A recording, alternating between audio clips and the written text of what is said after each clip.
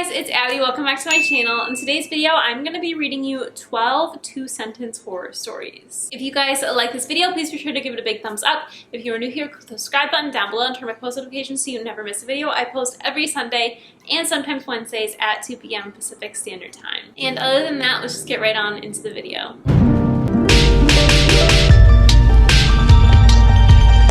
Our first story is by the user Mr. Wright. The ritual would allow us to bring our daughter back, but only if we sacrificed someone. We chose her killer, but when she opened her eyes and looked over, her first words were, "That's not him." Like, that's a big mistake. You run that risk though. The next story is by the user Slushy's Sleep. The girl didn't like how big her front teeth were, so she decided to get them fixed. Looking in the mirror, she squinted her eyes in concentration as she raised the nail clippers to her mouth. That physically hurts my soul. Imagining that. The crunch.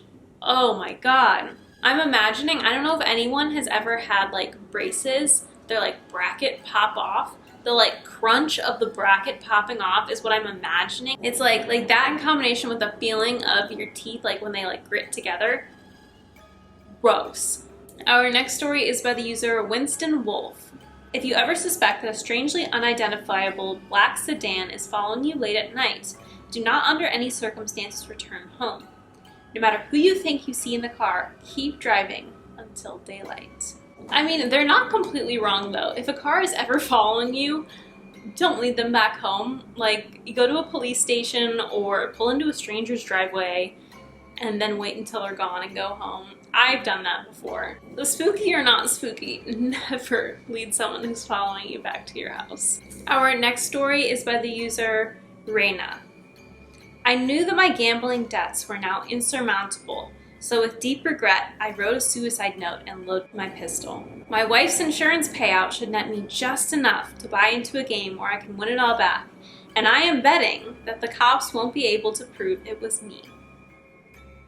I wouldn't hang your hat on that, because obviously you're not very good at betting to begin with. I am almost certain that this has happened before. Our next story is by the user Just Adair.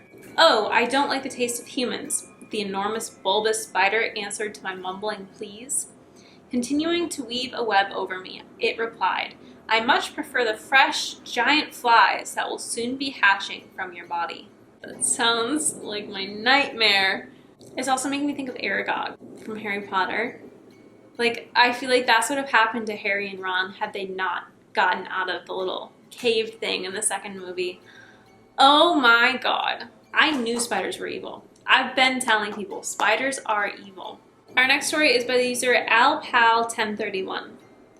The girl took one last deep breath before she jumped down into the canyon. She wanted to leave this world quickly and painlessly. She questioned her plan now, only able to blink and cry as the black vultures tore into her unmoving body. That is not so great. That's the opposite of quick and painless. The next story is by the user Maykeet. The trip to Disneyland had really cheered me up after yet another miscarriage. Your parents don't want you anymore. That's why we're your new parents, I heard myself say to the girl that was now in our back seat. That's why the Disney World trip cheered her up, because now she has a kid. I'm also fairly certain that this has happened before as well. Wondering if these are based on real life events. Our next story is by the user LaCroix Ocean. The hungry, homeless Middle Eastern man wept with a broken heart as people ignored and threatened him every time he tried to make friends. He didn't understand. He thought they'd been waiting for him to come back. Jesus. This is also not so far-fetched. What if one of these days Jesus comes back and people have no idea who he is? You'd think he'd have some kind of vibe about him, right? He'd be Jesus vibe? What is Jesus vibe? I don't know. But you'd think it'd be there'd be something about that guy. It's oh my gosh. Because isn't that what happened the first time? It's there's something about that guy. I don't know. But imagine being Jesus, you're oh, these people love me, and you come back and everyone's as horrible as they are to everyone else. Maybe it's a sign you should be a little nicer to people. Everyone needs to be just a tiny bit nicer. The next story is by the user Chemical Elk. The seer woman told me I would fall victim to a foul murder. So for the last 10 years, I've lived alone in the woods. far away from anyone who might harm me. So no one was around to see the maelstrom of black wings descend upon me as I hiked back to my cabin, or hear my screams as 1,000 razor beaks tore me apart. They survived. He's saying me. Must be alive. I've never seen Final Destination, but I'm fairly certain that that's the premise of the movie, that you can't avoid death. I think there was another story I read where someone's like, you're gonna die by drowning, so they avoided the earth, or they avoided the water, and then one day their lungs just randomly filled up with water. It's like, if it's gonna happen, it's gonna happen. Our next story is by the user Kneecap Garden. Really like that username. Congratulations on your beautiful twins, the nurse exclaims as I cradle both my baby boys in my arms. Her smile fades as she continues. However, due to our country's one-child policy, you're only allowed to keep one. Choose wisely. Imagine having to choose between your two kids. That is a horror story. Like, how do you decide? Like, granted, I guess you don't really know them that well yet. Like, it's not like you have real opinions on them, but it's like, it's your kid. How do you just get rid of one? And then where does it go? Like, what if it goes to like a really bad family? Or, God forbid, like, what if one would hope they're going to be into a family? Like, I don't even want to say the other option. How do you choose? Like, eeny, meeny, miny, moe? Like, how? How do you do that? Our next story apparently is also by the user Chemical Elk.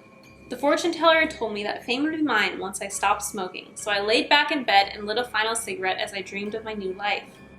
As a gaggle of leering medical students crowded around my bandaged flesh, excitedly taking notes as I wailed beneath the gauze, they marveled at how a man could survive third-degree burns over 97% of his body. She wasn't wrong. I don't think the fame he imagined was being in medical studies. That's actually, that one's really, really good, really clever. Our final story is by the user Our final story is by the user Mike Eeked. I've said that like 10 times and I'm still struggling. So we're gonna move on. It's just a little cut. The baby won't remember it and it'll save a lot of trouble down the line. With this, I convinced my wife to let me scar the face of one of our twins so we could tell them apart. Wow. I don't think that's exactly the way you go about it. Like, maybe like paint a toenail.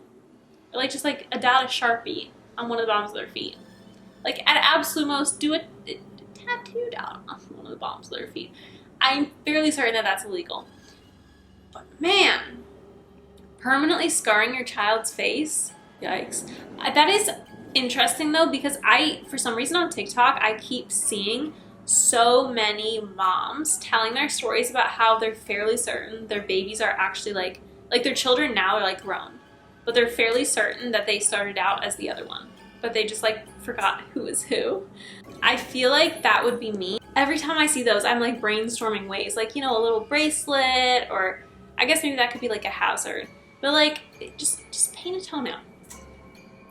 I'm sure you probably shouldn't be painting baby's toenails, but like you just paint one toenail for identification purposes. I'm sure it's fine. Just don't scar your child's face, please. That's certainly worse than any bad that could come from painting a toenail. I guess we're gonna end there. I hope you guys liked this video. If you did, there will be a couple of video recommendations somewhere around my head here in a second. And if you guys did like it, please be sure to give it a big thumbs up and click the subscribe button down below, or there should be a bubble right here if you want to click that. And turn on post notifications because I post every Sunday and sometimes Wednesdays at 2 p.m. Pacific Standard Time. So again, thank you so much for watching. I hope you enjoyed it. Let me know what your favorite story was, and I will see you next week. Bye.